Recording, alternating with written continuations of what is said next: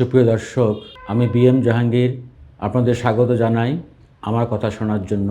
এই মুহূর্তে যারা আমার ভিডিও দেখছেন তাদের প্রতি অশেষ কৃতজ্ঞ। এমন একটি বিষয় নিয়ে আপনাদের সঙ্গে আলোচনা করব যেটি এই সময়ের জন্য খুবই প্রাসঙ্গিক, খুবই জরুরি। সেটি হলো বেকার সমস্যা। আমাদের দেশে দক্ষ অদক্ষ, শিক্ষিত অশিক্ষিত কোটি কোটি বেকার, অথচ এই বেকারত্ব দূরীকরণে বিগত আওয়ামী লীগ সরকার সত্যিকার অর্থে কার্যকরী কোনো পদক্ষেপ নেয়নি। আমাদের দেখেছেন না শিক্ষার্থীদের কীভাবে গিনিপিগ বানিয়ে ফেলেছিল। একের পর এক বছরে ৩-৪ দফায় তারা পলিসি চেঞ্জ করত। কি শিখবে শিক্ষার্থীরা? আমাদের শিক্ষা ব্যবস্থা ধ্বংস করে দেওয়া হয়েছে বিদেশি চক্রান্তে। পরে সর্বশেষ দীর্ঘদিনের যে পড়াশোনার রেওয়াজ বাদ দিয়ে শিক্ষার্থীরা নাচ গান নানান রকম অভিনয় এই সমস্ত করত, পড়াশোনা ছিল না। অথচ প্রতি বছর বাংলাদেশে লাখ লাখ শিক্ষিত বেকার বের হচ্ছে। আজকে এটা নিয়ে দৈনিক প্রথম আলো একটি বিস্তারিত অনুসন্ধানী রিপোর্ট করেছে। আমি রিপোর্টটা একটু চোখ বলে আপনাদের সঙ্গে। তারা শিরোনাম করেছে 5 বছরে উচ্চশিক্ষিত বেকার দ্বিগুণ। এখানে তারা কতগুলো হাইলাইটস দিয়েছে। বেকার কত? সরকারি হিসেবে 25,82,000, অবশ্য বাস্তবে কিন্তু এর চেয়ে অনেক বেশি।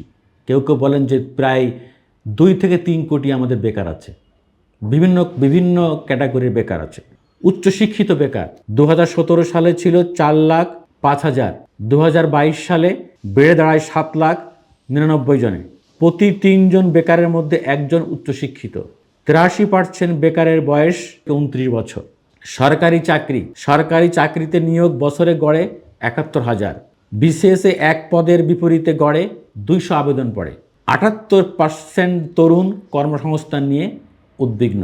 শ্রমবাজার প্রতি বছর 20-22 লাখ তরুণ তরুণী শ্রমবাজার আসেন। শ্রমশক্তিতে আসেন 7,30,50,000 নারী পুরুষ। কাজ করেন 7,04,70,000 নারী পুরুষ। আমি মনে করি যে অন্তর্বর্তীকালীন সরকারের যতগুলো গুরুত্বপূর্ণ কাজ, তার মধ্যে অন্যতম একটি কাজ হবে একটি সময়োপযোগী কার্যকর এই কর্মসংস্থান পলিসি গ্রহণ করা। শিক্ষা ব্যবস্থা এমন করা যে একটি ছেলে যখন গ্র্যাজুয়েশন নেবে সে কোথাও চাকরি না পেলেও নিজে কিছু করে খেতে পারবে। শিক্ষা জীবনে এমন কিছু শিখেছে ইন প্র্যাকটিক্যাল, যেটা সে নিজেই করে খেতে পারবে, নিজেই কাজ করতে পারবে। ওই ধরনের ভোকেশনাল ট্রেনিং তার থাকতে হবে। একেবারেই ক্লাস 6 থেকে আমি মনে করি যে ভোকেশনাল ট্রেনিং একটা সাবজেক্ট রাখা উচিত। বিদ্যমান ব্যবস্থায় এই যে আপনার কম্পিউটার সায়েন্স বলেন, ভিডিও এডিটিং বলেন, নানান বিষয় আছে যেগুলো খুবই কার্যকরী। ইংলিশ স্পোকেনটাকে বাধ্যতামূলক করা একেবারেই ক্লাস 6 থেকেই, বা পারলে আরও আগের থেকে। আমি মনে করি শিক্ষা ব্যবস্থা এমন করা উচিত, কর্মমুখী শিক্ষা ব্যবস্থা আমাদের করতে হবে। আন্তর্জাতিক বিশ্বের সঙ্গে তাল মিলিয়ে একটি আধুনিক মানসম্মত কর্মমুখী শিক্ষা কারিকুলাম আমাদের প্রস্তুত করতে হবে। একই সঙ্গে চাকরি বাজারে বৈষম্য কমিয়ে আনতে হবে। আমাদের বিপুল পরিমাণ দক্ষ জনশক্তি তৈরি করতে হবে।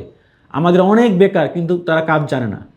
একটি প্রাইভেট ফার্মে চাকরির জন্য ইন্টারভিউ নেওয়া হয়। আমি নিজেও অনেক ইন্টারভিউতে আমি দেখেছি যে 20 জন ইন্টারভিউ দিলে, 30 জন ইন্টারভিউ দিলে তার মধ্যে 2 জন লোক খুঁজে পাওয়া যায় না ভালো দক্ষ।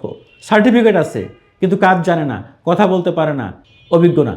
তা আমরা এভাবে আসলে এটা দোষ তাদের না, আমাদের সরকারের ওই ধরনের পলিসি ছিল না। আমরা শুধু ফুলিয়ে ফাঁপিয়ে রং চং দিয়ে সাফল্য দেখিয়েছি। বাস্তবে আমরা লাখ লাখ বেকার তৈরি করেছি। প্রতি বছর শিক্ষিত অশিক্ষিত লক্ষ লক্ষ বেকার তৈরি হচ্ছে। এদেরকে কাজ দিতে হবে। এদের যোগ্যতা অনুযায়ী, এদের মর্যাদা অনুযায়ী কাজ দিতে না পারলে জাতি হিসেবে আমরা ব্যর্থ হব।